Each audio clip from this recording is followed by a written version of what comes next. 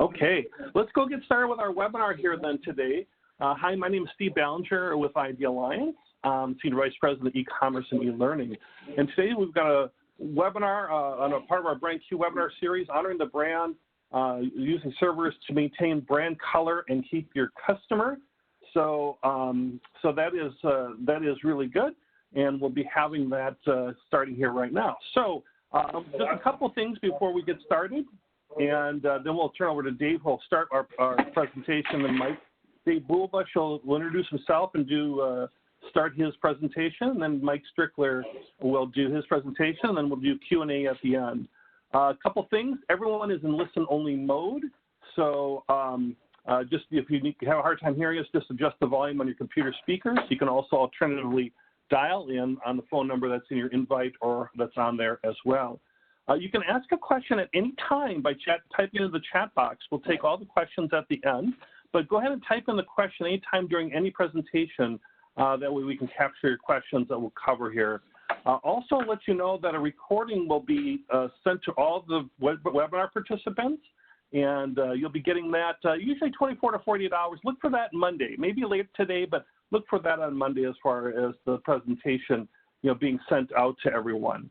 And with that, I'm just going to check to see if one of our panelists just joined here real quick. Nope. So, okay. So with that, I'm going to turn over to, I'm going to hand the controls now over to you, Dave, and you can start your presentation whenever you're ready. So go ahead and under File Edit Share your screen, and we'll get started. Okay, this is Dave Bulebush. I'm a system analyst, color manager here at NeproPress. We're a mid-sized commercial printing company located near Pittsburgh, Pennsylvania. We have two facilities, one here in Pittsburgh and one in Buffalo, New York, with a recent acquisition of dual printing and mailing. So that gives us, sheet-fed, web, and digital capacity, as well as wide format proofing and everything else. My role, I do a lot of top spinning, trying to keep all those plates going. And one of the things that keeps everything smooth and easy is what we're talking about today. The color management is all done with our Kodak Printergy workflow. We have bought into that, and we use it in both facilities the whole way through, from dealing with customers sending files to us using the Kodak Insight product, soft proofing through Kodak Insight, all of the rendering, color management, impositions with preps, everything through Printergy trapping, and then we use the Kodak Match Print inkjet system for our contract proofing, and Magnus and the plate setters from Kodak as well. So we're Kodak soup to nuts here, and I'll stop shilling for them now. But we use the Kodak Colorflow solution, and the nice thing there is a complete solution.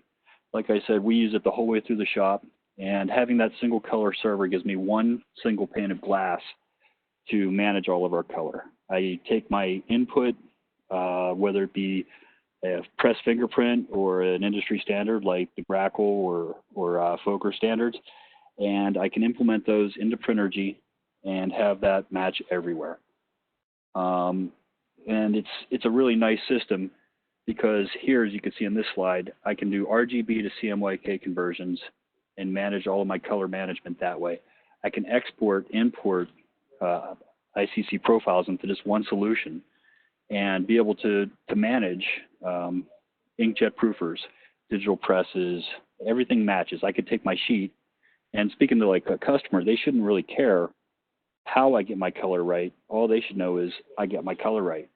So I could take my sheet from my sheet fed press, match it on a web press with a go across, and all of a sudden we have to print 10 more books. We could do that on a digital press and have everything match whenever it gets out to the customer. So that's our goal with this color management system. So we can match, we're matching all these things inside of Colorflow, but then it falls into Printergy, and it falls into all the other Kodak products. That it's completely integrated. It's a two-way process.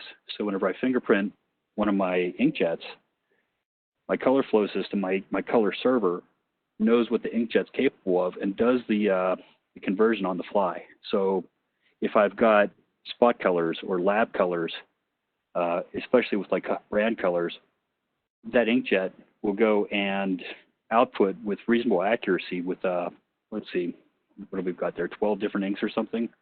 It outputs with a very close delta E, the color that's intended, whether it be a Pantone spot color that's already defined or a customer color where it might just have lab values that I need to go and match at that point. The other nice thing is with this system, or basically any kind of color server, is you've got standard editing tools. So with what we've got in Colorflow, I can do my conventional conventional curve changes, you know, typing in 40% at the 50% dot or whatever I want to do. Then I can also go in and do lab value changes. So that keeps me closer in line with what I'm trying to do with all my G7 here at the shop. So if I know that I need to be a little bit, you know, as this slide shows, a little more neutral, a little less pink there in the mids, I can go and adjust that and take some A-star out, and then it automatically adjusts my curves for me. So it happens, and then I can push that the whole way through my process. Similarly, I can edit ICC profiles and device links so that I can export those and use those elsewhere. And I can't tell you how many times I've gone in, created a profile, and put it into another device that's not part of the system, but I use the one management interface to integrate everything together. And that's just a huge time saver for me. The cost of ownership goes down because I don't have to manage multiple devices, multiple software packages, different computers, and then learn how to use each one. I have one single point of entry with my color server. Another thing is this one standardizes on all the charts we can read. So using an IT8, or if I want to use the 1617 or one of the custom Kodak charts or the PDP 51s, my color server can read that and analyze the data coming out of it. And it's pretty agnostic as far as the measuring devices too. Of course, everything with I1 on it's supported. So I use my I1 Pro 2s, my ISIS, my Exact, and I can pump it all into the system and get good results the whole way through. And recently they've integrated G7 right into the software so that I can just do a basic G7 on my press. And I don't have to worry about matching any kind of profiles. I'll just run G7 standard on my press and get there without having to go in and edit things through 2 or 3 different software packages. You know, again, back to multiple chart types, it works really well with multiple charts so that I can go and read everything, and I don't have to use 3 or 4 different software packages then and fight with, you know, old software packages that are no longer supported just to read my one chart. My color server can do that. And then we have reporting tools that are built into color servers. The Colorflow will do a characterization or a verification report for us, and it'll give us all kinds of great information inside of it, telling us what the delta E's are, the top, you know, the solids, the gray bars, the overprints, and then, you know, it gives us maybe 100 patches right by default in the comparison, but then I can go and see just what the curves look like, and ultimately then I can use G7 reporting out of it to expedite trying to come into compliance with the Idealliance standards. So, I mean, for me, using the Colorflow, using the color server gives me that single pane of glass, reduces my cost of ownership because I don't have multiple things to maintain and multiple licenses. With Colorflow, it's nice because it comes part of the Kodak package. Everybody who has Printergy has it, so there's less stress there. But what it does is it gives me that single pane of glass. It allows me to match color across multiple devices in multiple locations. It scales very well. I don't have to buy additional licenses if we buy another company. If we put another proofer down, again, I'm not upping my licenses. I have just that one interface, that one single pane of glass that I can manage everything with just a few clicks. And with that, we can turn it over to the next presenter. All right, that's great. I'm going to hand you control, Mike, and we've already got a couple questions early on, so great job sending in questions, folks. If you do, just send them in the chat box, and we'll take them all at the end. And Ron Ellis, I think, joined us too, so he'll be there for the wrap-up as well. So hello, Ron. All right, so Mike, you should have control. You just want to go up to that File, Edit, Share button at the top and share your screen, Mike.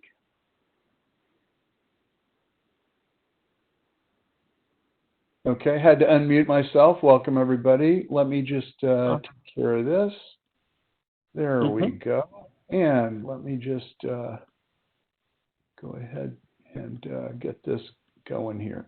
Okay, I'm Mike Strickler. I'm an independent color consultant located in the wine country of Northern California. I have clients all over the world, and I'm a specialist in color control and process control for package printing. Also work in the areas of commercial a bit, but I'm mainly these days a kind of color construction engineer and color detective for the package and label industry. So here's my contact info. If you have questions you can't get in during the session, please feel free to give me a shout and I will be happy to follow up with you. Okay, so let's talk a little bit about color servers today. What is a color server? And by the way, Steve, I've got something in the way. Okay, got it. Something from WebEx intruding on my text here. So, there's no hard and fast definition of a color server. We have all kinds of applications that have components of the color server. They have a great resemblance to a color server, functionally are very similar. So the definition is a little bit arbitrary, but this is the way I'm going to describe them. A standalone color management application for converting job files, usually PDFs, to optimize color matching and print quality. So this is very much consistent with what Dave has just shown you. I'm going to take a little different angle on this, and I'm going to sort of look at the jobs themselves and the sorts of things that we might want to deal with in a color server and why a color server is almost uniquely useful in this regard. We find them in pre-press departments. They have enhanced features not found elsewhere. They operate automatically at high speed and should be able to convert an entire PDF in a single step. And this is very, very important because one of the reasons we have something like a color server is to replace manual steps. And I'll talk a little bit more about that later. So typical examples of the kind of pure classical color server: L1 Color Hub, Color Logic Zepra, which I'll show you today, and Oris Press Matcher. So these are standalone. They're not part of an existing workflow. They're not a module or a plugin. They're a standalone application. This is not necessary, but this is typical of the breed. So they can work with anybody's workflow. And they also, as you'll see, have high-speed queue-based processing. There are, I see I made a typo here, integrated. Sorry about that, everybody. Should have done a final spell check. Quasi or integrated color servers, workflow color management tools. Kodak Printergy Colorflow, which you just saw, has most of the properties of a color server, but it's integrated into a workflow. Same with Heidelberg Prinect Color Toolbox. Again, it can be automated. It can resemble a standalone color server. ESCO Color Engine Pilot, the same thing. You can add something called Automation Engine, and you can add some speed to it. But all of these have a certain common core of functionality. Okay, and so here we go. This is basically the layout. We have a source file. In this case, it's a PDF. We have a color server. I've got a little wizard up there representing the intelligence of the color server. And we're repurposing this file to any number of different outputs. So we have, for example, multicolor or digital, converting to print optimally on uncoded stocks. We may want to make spot color changes or replacements. We might want to apply ink savings algorithms to stabilize our grays and save ink. We may want to convert also for proofing. Okay. Now, why not just print to G7 or other spec and be done? I get this question all the time, but we're G7. Why do we need this stuff? Well, you may not, but in many cases you will. So here are some of the reasons. Original files are usually prepped for default print conditions. For example, US web coded swap. If you go into Adobe applications that create these package designs, for example, Illustrator, you will see these settings. They remain unchanged. The need to change them is something that's not known to the operators. Sad but true. Actual print condition is usually different. For example, I'm printing to a high quality coded sheet, which can take more ink, has a greater contrast and dynamic range. File should be optimized for that. Okay, that must be done somewhere upstream. The file itself must be changed, and the proper way, the modern way, the efficient and intelligent way to do it is through color management.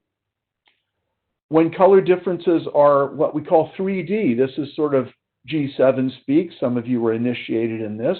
Now, there is things we can't just control with curves. For example, overprint and ink hue color. Color management is needed. Cannot adjust that with curves. Special treatments may be needed. For example, changes in black generation like GCR, or even a min or skeleton black. Highlight adjustments, print order, and many others. We may need to bump the highlights for old-fashioned flexoplating. Complex arrangements of vector and image elements may be involved. Well, I should say are almost always involved in typical package design.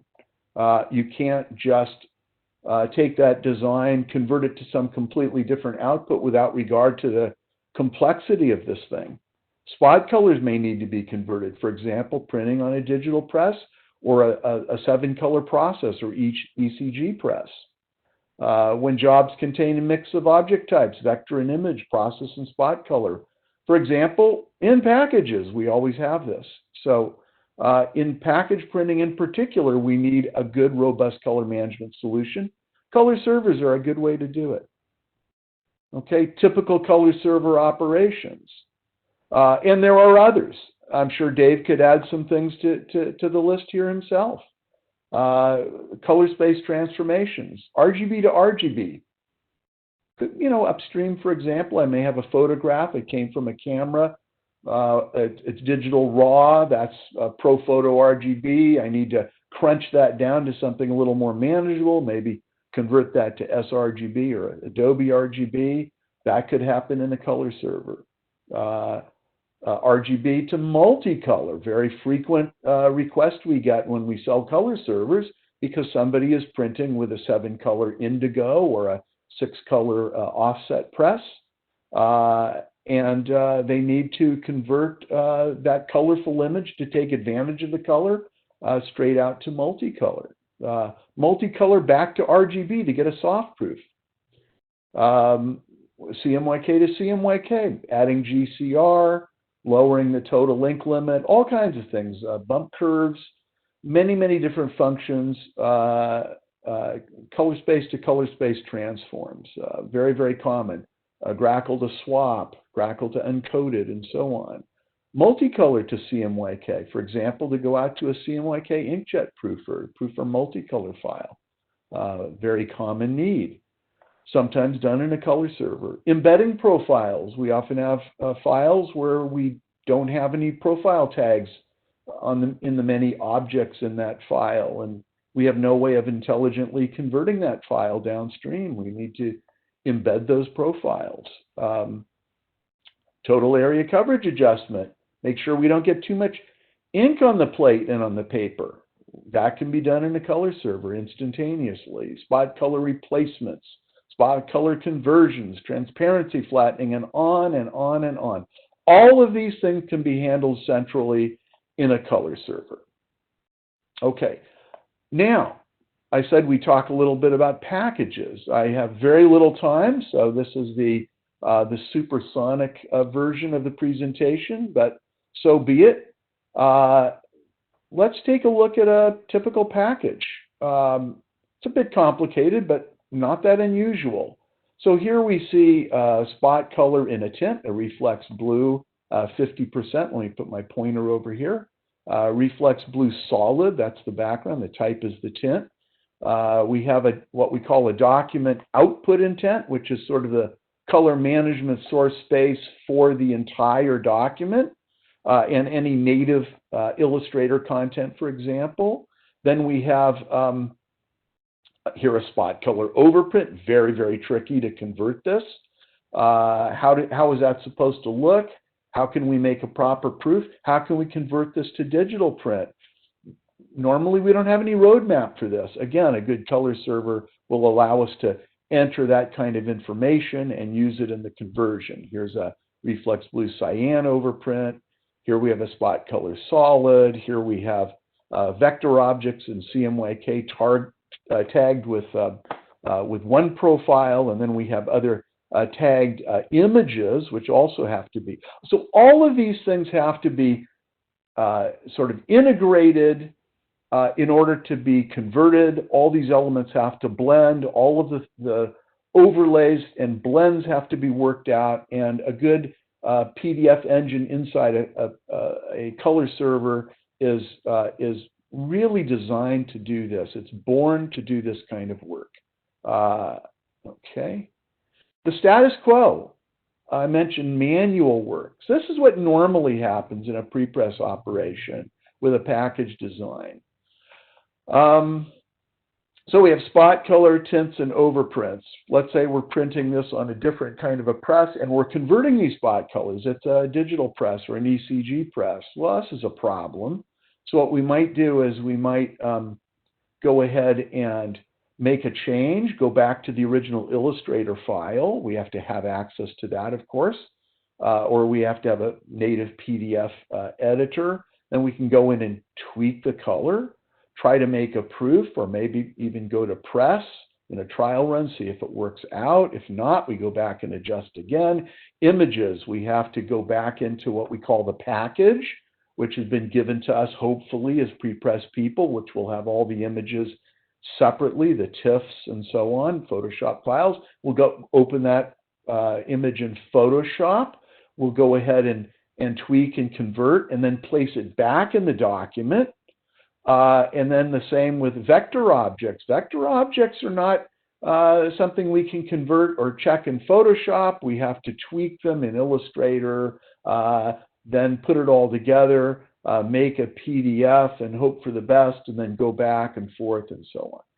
This is a very time-consuming operation. And the reason it's time-consuming is, well, twofold. One is no systematic color management is being applied, no computer intelligence, and it's being done in separate steps. Okay. Spot colors, by the way, conversion of spot colors, it's just something that cannot be done out of these applications such as Illustrator. And in ordinary color management engines, they have to have a dedicated channel for that. If you have Colorflow and you're trying to print to 7-color process, you have to get a plug-in or an option that's called Spotless, for example. With ESCO, you have to get Equinox. But once you've got that, then you've got that intelligence built in. Okay? Standalone color servers, depending on how capable they are, may be able to do this without any extra options. Okay. Color server will have dedicated paths for spot and process color conversions. So assuming you need to convert a process color, for example, we have over here on the right, I'm representing a 10-color film press with 7 process colors for ECG printing, something I've been involved with on many occasions. We have spot colors going through one engine. Why do we have that? Separately from these images, for example, in process colors that go through a regular color management device and profile, because spot colors require special rules. There are certain colors we don't want to convert, certain colors that we only want to reproduce with 2 colors rather than 3 or 4, and so on. We have all kinds of special rules, plus the fact that a dedicated spot color engine will give a more accurate result than a color management engine, which is generally optimized for images, believe it or not. That's what they are good for, getting an overall good match on an image so that every pixel and its neighbor blends in correctly and it looks smooth. The spot colors were more concerned with pinpoint accuracy of individual colors. So it's a separate path So that's very important. Color servers always have a separate path for converting spot colors. So let's take a look at an actual task here. We've got this, this cat food box that came from Holland. I really have a problem. I've got to confess. It's very, very hard to get sort of real files and get permission to use them because brand owners do not like disclosing their designs to outsiders, even if they're common products. So this is one of several I've been given permission to use. And we're going to take this file and we're going to convert it to digital press. And I'm going to actually break away from the presentation here and see if we can get over to the color server. And let's see if we can do this smoothly. So here's a color server. And I'll go and give you a sort of all-around tour in a moment. And let's take a look here. Okay. So I've got a bunch of hot folders here. And this is one possible arrangement with a color server. You don't have to have hot folders. You can automate through the queues without hot folders. But this is easy for me to make demos and on my laptop and so on. So I'm going to, let's see, where is that? I believe that is, here we go. All right, I'm going to take this file. Now this is a really tricky file. It has some transparencies. I'm going to make it hard on myself. And I'm going to go ahead and process the one that requires some flattening. Okay, I'll put that in there and shows up here. Now, mind you, the operation I just described, the manual operation, could go on for the better part of an hour or perhaps several hours. So that's the context here. So now we see that this color server is flattening the file, handling the transparency. So it's doing some selective rasterization.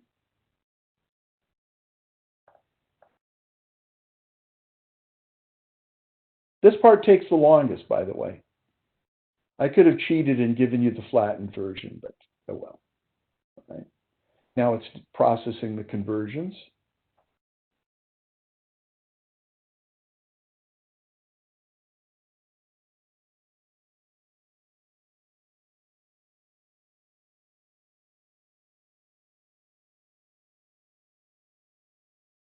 And it's done.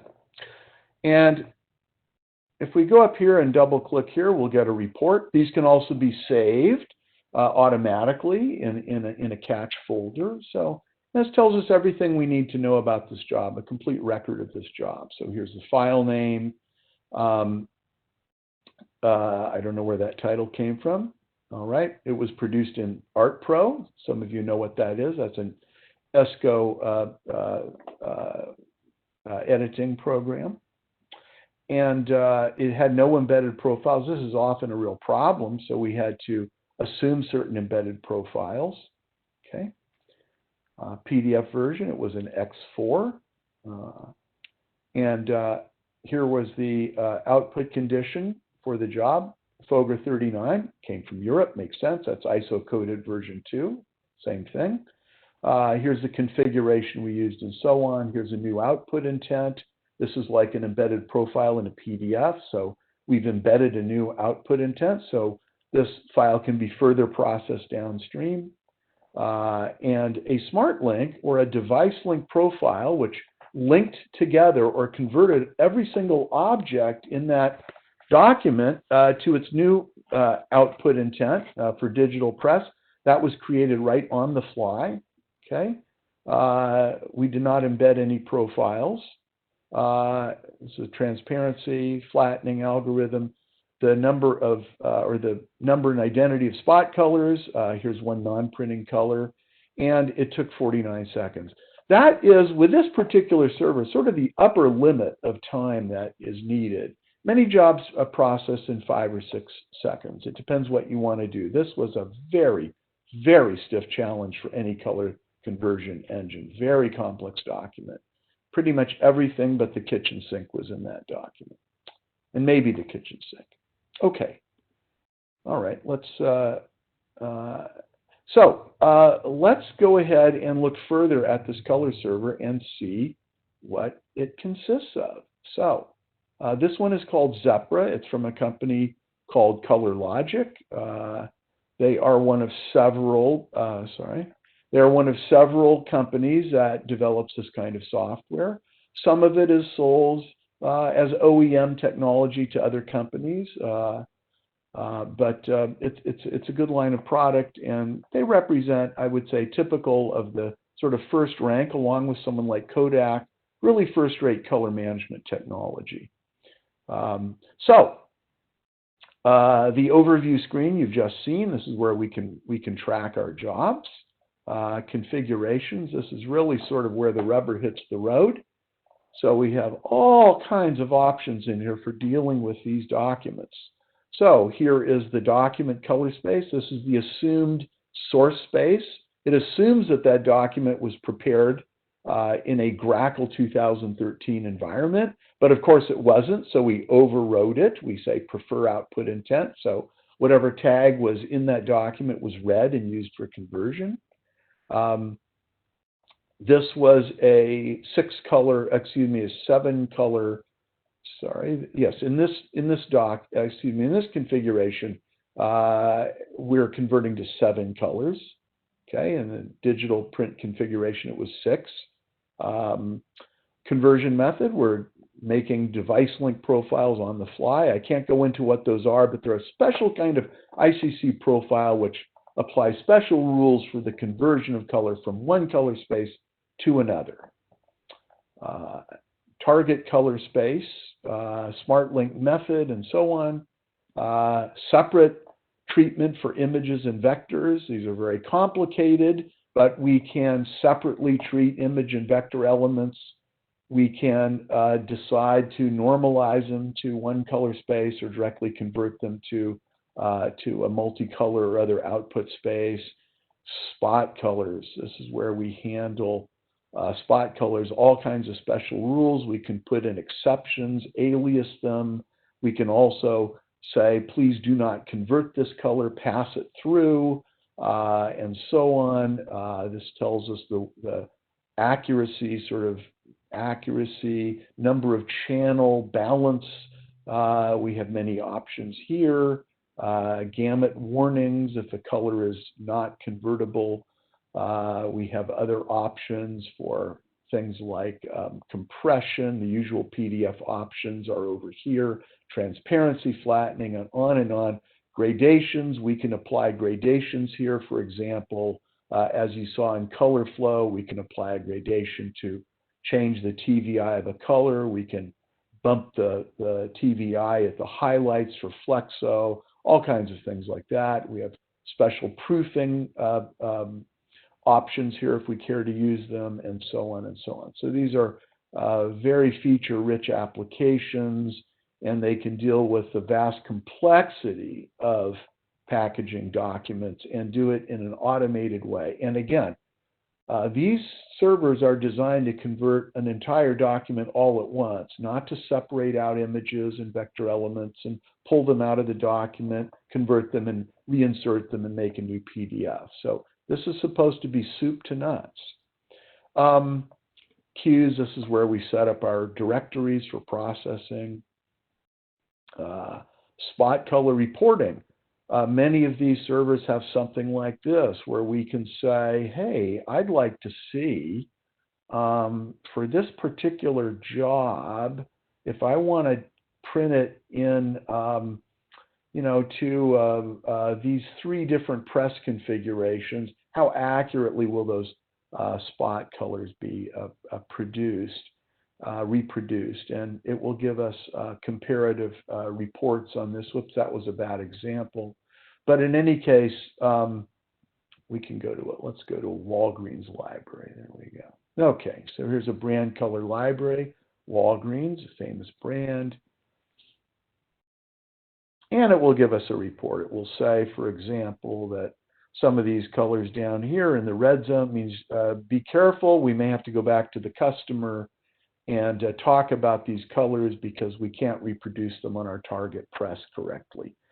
They won't be quite accurate enough. Is that still acceptable? They may say yes, they may say no, but we know up front before this job has ever gone downstream into production.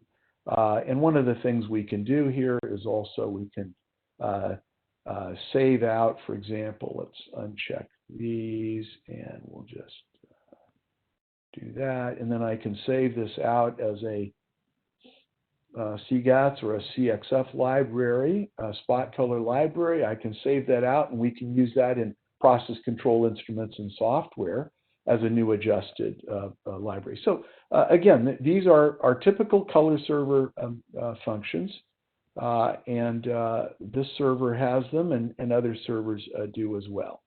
Here we create gradations for use in the configuration, and so on. So they have a variety of tools. They're extremely versatile. And I think at this point, what I'd like to do is show you what it looks like when we go into high production. So I'm going to grab a bunch of files here. And let me see where I am here.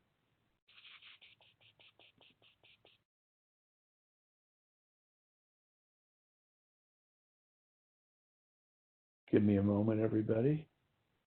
Temporarily lost my way.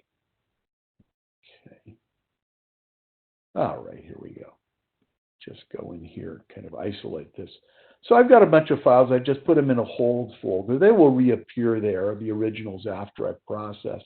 And I'm just going to drop these into this input folder. And you see they've already shown up here. And they're going to start processing now as we watch. And there we go. Now, I don't want to make things easy on myself, so I'm actually doing something very tricky here. So I've taken a lot of files, some of them very, very complicated, many spot channels.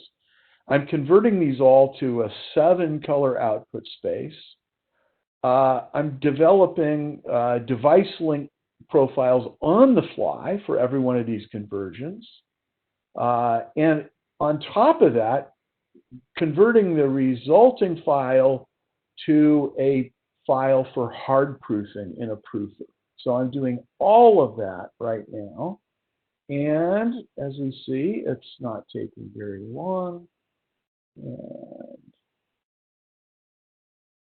it's about done. And the cat food, of course, is the hardest one. And it's taking, it put that at the end of the queue and it's waiting to finish that. It's now rasterizing that for the proof. Just about done, and we are finished.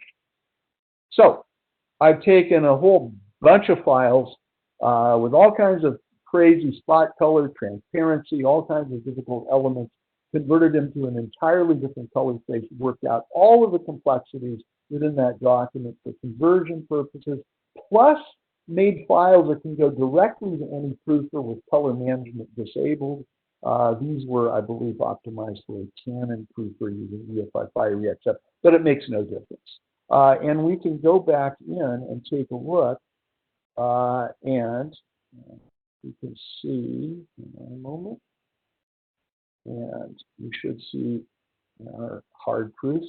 And we'll take a look at one of these hard proofs here.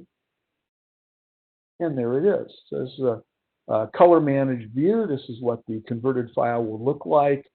And we see the output intent up here for a Canon proofer. So this is actually a color correct view, especially if you were viewing on a color managed monitor, as I am. And there you go. And this is ready for proofing. The file is already ready for press. And there we go. And that is, in a nutshell, what a color server can do for an operation. So let me just kind of finish up here with some comments from one of my clients. This is Sean Cox. He's a pre-press manager at Inland Packaging in La Crosse, Wisconsin. Perhaps some of you out there know Inland, a medium-sized label printer. Sean says, as a busy and diversified label printer, we have a stiff challenge maintaining color consistency, matching output on offset, flexo, digital, and gravure presses with multiple substrates and individual operator conversion techniques and preferences can be a recipe for unpredictability of results, production delays, and increased costs. Implementing a color server to standardize and automate our color management has been a real game changer for us. Now we need only to characterize our target press conditions and set up a queue, and the server takes over, handling even tricky jobs in seconds. Not reworking files in Illustrator and getting better accuracy is huge. Even a few minutes saved per job is a major improvement, and it can be a lot more than that. This has been a revelation. And I'm going to show you that color servers, you can think big with color servers as well. Some of them, like this Zepra color server, can be arranged in networks. So, for example, we can have a master server where we are adding new color definitions, print standards on an ongoing basis. They can be shared through the cloud with subservers at art hubs. For example, in a large prepress organization like Southern Graphic Systems or a Shock, we can have these subservers here. And in fact, we do, I can say that we do have something similar at Southern Graphic Systems. And then we can send these out to local servers at production sites, which are tied once again and synced in real time with these art hubs, which are in turn synced to the master color server. So very, very flexible if you have a good system, from the brand specifiers through the prepress organizations out to the print facilities. So think big, my friends, think big. So why should brand owners care? Color servers are an advanced application of color management. They have special tools for handling complex package designs and special problems. And if you think special problems are just occasional, no, any prepress person can tell you special problems are their meat and potatoes, their everyday diet of work. They typically adopt the latest standards and specifications, such as PDF X4. By the way, this color server, among others, can extract embedded spot color information, even spectral information on spot color tints and overprints, right from the PDF. Okay. We have also things like ISO 20654, which is a new standard for assumed dot gain or TVI of spot colors where they exist in tints and vignettes and so on. Provide consistent and predictable outcomes. This is really, really important. We get rid of the individual operator variation preferences. We really, in a sense, get rid of the handcraft and apply a manufacturing approach. Like G7 certification, color servers are a very good indication of a cutting-edge prepress provider who cares about color quality and protecting brand identity.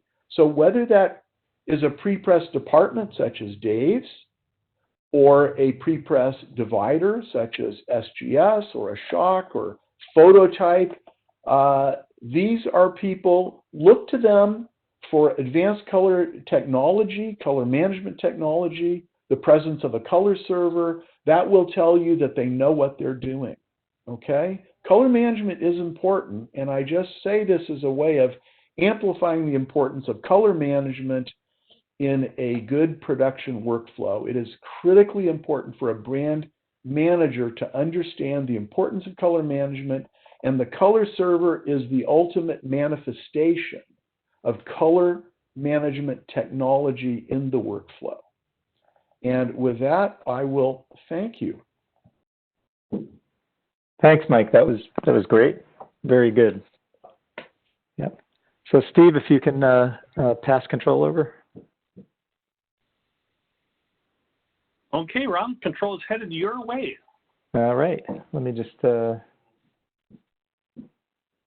start off here. I have just a few simple things related to both what Dave and Mike were saying, and then we'll have a few minutes for Q&A. And if we do run out of time, send your questions, because we can also write up answers, and when we send you the recording, we can also send back answers at that point too. Okay, so a few things here. My name is Ron Ellis. I'm a consultant much like Mike, I work with brands and also G7 expert, BrandQ expert, and work with the Idealliance Print Properties group.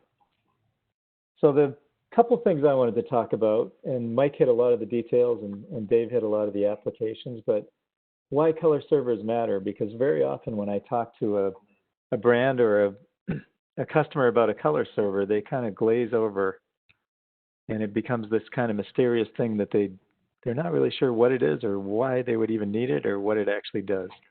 So I'm just going to show a couple of examples of applications and give you an idea. And Mike showed that great demonstration of a color server in action. You know, I have that black box there, but the idea being that you can pop this in and it just sort of whips through that file, and it's mysterious to people who don't actually work with it quite a bit. Some of the practical applications I have here, if you look on the screen, and this is quite important because if you're printing, like you showed that big map of all those color servers, if you're printing in many locations as a brand, even if everybody's all calibrated with G7 and you know, going to the same thing, there's differences in ink and there's differences in printing machines and how they work and how they trap. So color servers can fix color. If you look down here where my mouse is in the bottom right-hand corner, this is a calibration I did a few days ago. And you can see the ink here is not trapping very well. So the 3-color trap it's going blue. And that's kind of fixed by the plate curve part of the way up. But then at a certain point, you know, that's beyond what a plate curve can handle. So a color server could take and could actually fix the artwork to make up for what's happening here and correct it. And you can see how it's affecting colors there. Everything's blue here. This overprint's bluer, this overprint's bluer. You know, these type of things that are the result of a press. And this is a G7 master printer. But way up here, you know, that's beyond what a plate curve can do. So in the world of packaging where everything needs to be right, and especially if you have dark colors that are up here, this will be something that that could be used to kind of fix that. And don't just think regular G7 printer. Think if they're on a plastic or odd substrate or something that won't let them print neutral up into those areas, that's where a color server can help you kind of make that fix. Some other things that I can show here, which are, you know, that's that little area showing it there.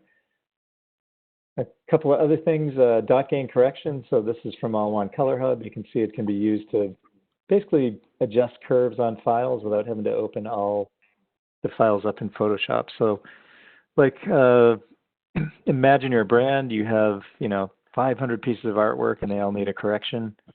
You could do that in Photoshop for sure, but if they're PDFs and it's more than just simple raster images, you could do that with a color server.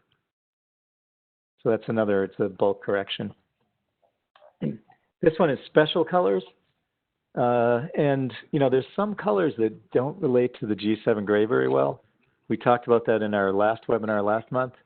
And those were things like maybe the color of a hair color or chocolate or dark maroons and purples and things like this, where they don't always relate to the, you know, grayscale could be perfect and those colors, depending on the process, could be not really that good. So you can use a color server to go in and search for colors. And many color servers will do this. This happens to be All One. But you can use it to go search for colors and then change that color, and you can put in a range. And so say that hair color is never right. You can whip through all those files and make that correction so that on press you're going to have a better result when it comes out. Another one, and Mike talked about this same report that he showed. This is in Zebra, ColorLogic Zebra. This is spot color conversion. So you can see in here many brands who are using CMYK, or maybe they're using 7-color. But in the CMYK world, you know, just converting to that color in Photoshop isn't going to give you the lowest delta E usually. So a lot of the color servers, they can give you a prediction of what they can do. And then you can look in here and you can see it's actually giving you the CMYK values that will get you there and move you, you know, that way. So if you're a brand using mostly CMYK and having to convert spots into CMYK, you can see that here. And the same works for 7-color. So you could see that in many different programs. But For a lot of brands who are restricted to CMYK, this spot color conversion that happens in a color server typically is a lot more accurate than what would happen in Photoshop. So, from practical terms, if you're fighting, trying to get that color, doing it in these types of systems usually gives you a much better result. If I was to tie the back of the way the machine and the process actually printed and the substrate, say it's a special plastic or substrate, and tie that into this conversion, I can get an even better result. So thinking beyond what can I get in Photoshop, these tools are super at doing this type of thing. And then there's basic color conversion. So this is GMG Color Server. And if you take a look in here, you can see if I'm going from, trying to match Grackle, and then I could basically have a destination that would be maybe printing on plastic or, a special gloss coated or some type of print condition that's not normal. These machines are very good at optimizing those conversions to give you a better result. So imagine you have something pretty straightforward, but you're printing with a process that isn't normal printing. This is going to let you kind of make those corrections automatically on the way through and give you the best possible outcome when you get on press. So this was an example. This is SBS, very yellow. This is Grackle. And with my color server, I could basically make that conversion ahead of time and get the best possible result going from 1 to 1. Last thing, GCR. So these things do something called GCR. Here's just a couple quick visuals. Here's my original graphic. This is the G7 verifier from Curve. And you can see in here, this would be normal separation. This row would be just CMY, and I'm just showing black channel here. You can see black channel here. If I do that GCR conversion, it's full. Same thing here. This would be the CMY only. That would be CMY without GCR, CMY, with GCR, with and without. So that's with, that's without. Let me give you something that's easier to look at. Here's one of our little test forms that we use in the G7 world. This is what it should look like. Before doing GCR, this is what it looks like. That's a normal separation. This would be a GCR separation. So what it's doing is removing color and putting in black. So that gets replaced with black. So these two things, when you put the black channel in, both would print just like this. And color servers get used quite a bit to do that. These are the black channels, so you can see them together. Here's what it should look like. The normal black channel, the black channel with the color taken out, and each of those would print very close to this. So that's used for consistency, meaning if I put more black in, take color out, then I end up usually with more consistent printing. And of course, if I was a supplier, I could save money on it. And they care about saving money, but a lot of times they care about consistency more. So just to kind of close up on these ideas, when you think about a color server, think about it as an expert tool. Like if you're working on something, this would be that super tool that can do things better. And Mike mentioned that if you see somebody with a color server, it usually means they're on the higher end. And if you were doing a packaging audit of suppliers, color server is one of those things that shows you potentially that supplier has, better tool set, better equipment. And if they understand how to use it, they probably can do better with your files than maybe somebody who's only using plate curves. So color servers are a pretty big deal in packaging because they let them do things to kind of fix your issues. And it puts them on a different level than a regular printer who may not have that. So when you think about color server, think about it as one of those super duper expert tools. And it's an indicator that somebody usually is doing higher end color. These ideas, we get better CMYK printing. We can do these multiple location ideas. So Dave, has multiple locations and he uses color servers to get the same result in multiple locations with multiple machines. And if you think of a big supply chain, that can be pretty helpful for that. These special color builds that G7 doesn't do. So I talked about hair color, chocolate, maroons, purples. These builds can be much improved by using color servers. So if you're having issues with this, if your supplier has these tools and uses them, they may be a lot more consistent than the other supplier you have who may not use them. We can optimize CMYK and ECG and any other combination and get better matches usually. GCR is used for consistency, so that's usually in the CMYK world. If we're doing lower end, lower quality, make it a little more consistent.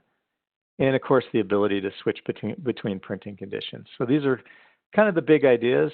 And you saw a couple of guys. You saw Dave, who is an end user, kind of talking about how he uses it. And Mike gave a great, from 0 to 100 definition of what is a color server and how does a color server work.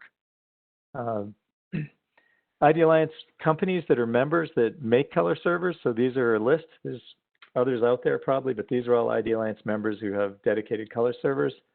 So Agfa Inktune, All-in-One Color Hub, ColorLogic Zebra, GMG Color Server, CGS Press Matcher, ESCO Color Engine Pilot, and Kodak Colorflow. So if you're interested in them, those are all ones to kind of look into. And this was sponsored by BrandQ. So this presentation was built to kind of help you understand what BrandQ is and how it works. It's a program that Idealliance has. If you go to the Idealliance website, you can get a lot of information about it and learn more about other Idealliance programs like the podcast and called Gamut and some of the other things. Jeff Collins is usually our kind of host who helps us get this going. He's our guy here. That's a picture of them here. And also our presenters here. So you can see Dave on the left, Mike in the middle. That's myself on the right. And Steve, I'll turn it back to you. We don't have a lot of time for questions, but you can possibly get some in and we can collect any questions and email responses as well. All right. Well, that sounds good, Ron. We did have a lot of questions come in, so we don't have much time, but let's take a few questions, and any presenter could take the question and maybe just knock it out fast would be great. Yeah. Just a reminder for everyone too, I will be sending out the recording plus maybe some questions that we didn't get to maybe later today, but probably Monday as far as when the recording will be available from the system. So with that, let's dive into some questions. This question actually came early in Dave's presentation, and it was about ink, and the question is about ink optimization. Do you apply when you find the file, PCO, or when you convert to print device, SCO? Let's see. That depends on what we're printing. I mean, if I've got a catalog that's all, let's say, sync components that are sitting in that gray area, we'll usually do the whole book at the print device. So we'll wait till we go to plate and apply the ink op there. If we've got something that might be a jewelry catalog or something where we're more concerned about the faces and we don't like the step off we see with GCR on flesh tones, we may just use that on a couple things on ingest, but we can definitely apply ink op at the beginning of the process when we bring the PDFs in and work with them, or we could do it at the plate stage. We prefer to do it at the plate stage because generally the whole job needs the same kind of effect on it and it's very consistent. But if there's 1 or 2 pages at the very, out of a whole book, then we might just do those 1 or 2 pages. And it saves us a lot of time of having to go back to Photoshop and attempting to, do it by hand on a single picture and then putting that back into a book. Could I just add something to that? Sure. Yeah. All of that I agree with. And a good color server or any color server gives you the flexibility to apply that, assuming you have that ink optimization tool. If it's in the color server, you can apply it at any level you wish. So it can go from an individual placed image where you just apply it to a Photoshop file, for example, and replace it back in the image, or to that page, or to an entire imposed job. So we can convert the whole signature and apply ink savings at that stage in a single step, or we can break it up. So you have that flexibility to apply those kinds of special treatments at any stage you like. Okay. Okay. We'll see if we can fit in maybe 1 or 2 more questions here. This one was for Mike, but anybody can jump in. Mike, we are talking about a PDF color converting at color server. This kind of conversion could cause other kinds of problems at the workflow that makes impositions in plates. Question mark or statement. I guess I'll just say no, but I'm not sure what problems they're referring to. So I need something a little more specific on that. And if we don't have time here, then feel free to follow up afterwards.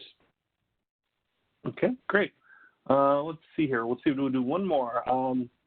Question here is, not sure if this is part of the topic, but some of our printers are having trouble hitting a delta E of 2 for PMS 072. Some of them say it has to do with methanol in the ink. Is this common or true?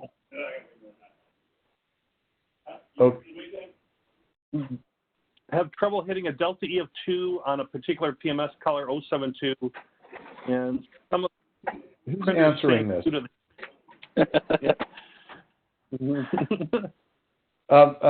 So if we're just talking about an unconverted spot color, we're mixing the ink in the ink kitchen and we can't get there. That is not a color server issue. That's an ink mixing issue.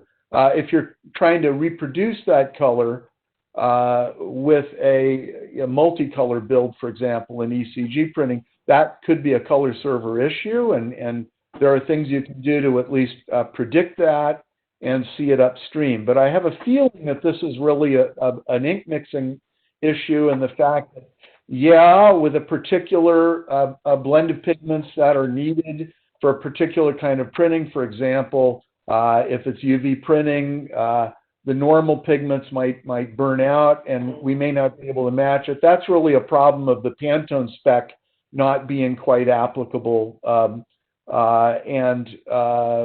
that's really sort of a separate production issue.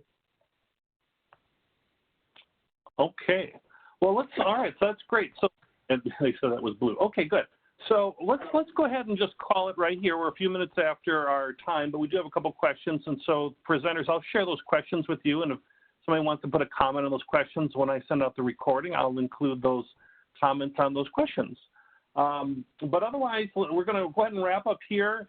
Reminder, we're going to have the recording sent out to you later today maybe, but probably Monday. So watch for the recording to come out, and you can then watch it, listen to it at your leisure. I want to thank our presenters, Ron, Ellis, Dave Bulebush, and Mike Strickler for putting this webinar together. Really a lot of great information. Thank you so much for that. And then Ron, as the moderator of our BrandQ webinar series, I'll leave you with the last word. If you have any pearls of wisdom or things you'd like to share, last thing to say before we conclude for today.